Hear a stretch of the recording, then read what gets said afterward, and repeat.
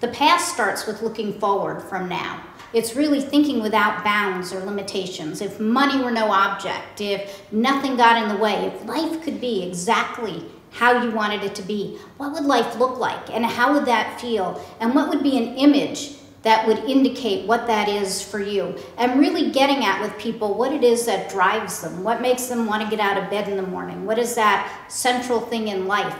If this is your dream and this is what would be a wonderful life, what are some things that are positive and possible in a defined time frame? Maybe 18 months, maybe 2 years, but what are some things that are positive and possible that you can actually make happen over that period of time? And getting really specific about what those things are. And these are things that you can actually achieve and can make happen.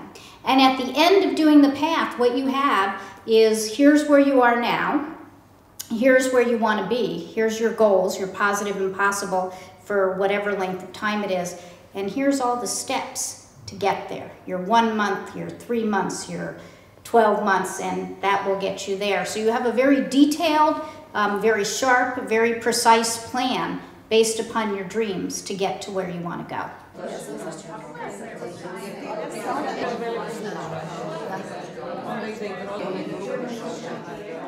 The first thing is to think about, are there any people who know somebody in a positive way?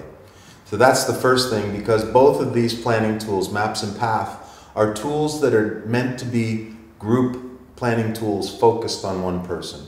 And you need people who know, care about, like, and love someone to be with you so that you feel safe and you feel valued. So now what we're going to do is just get you organized for doing your practice pack.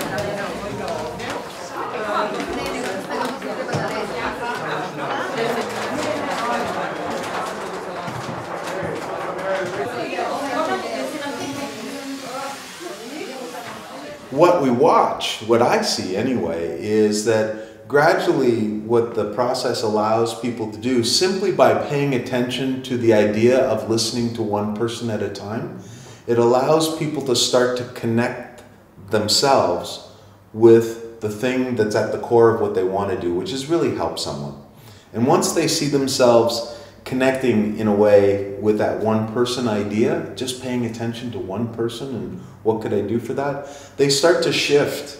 They start to shift their ideas about what they're doing now, not because it's bad that what they're doing now, but that it might not be accomplishing what they would like to be able to accomplish.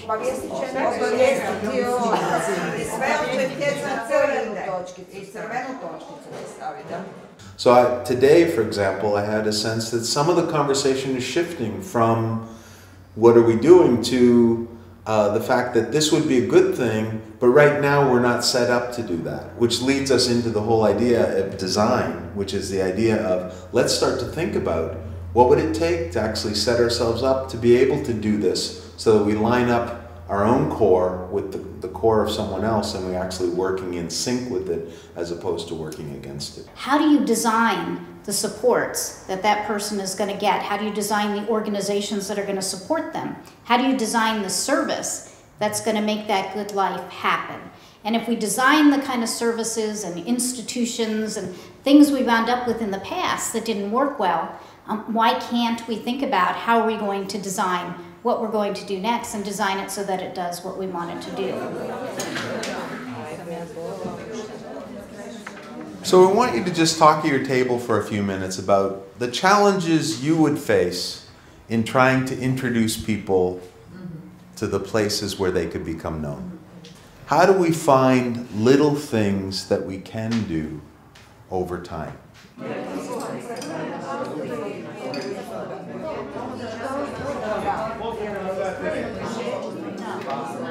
There is no such thing as a million people with Down syndrome. There's a person who has Down syndrome. Then there's nothing the same about people with Down syndrome. Just like there's nothing the same about Croatians. Or Canadians. Or Canadians. So it's really helping people to discover this is a person. And I understand what it feels like to be thought of as a person, to be valued as a person. And that's something that someone else would value.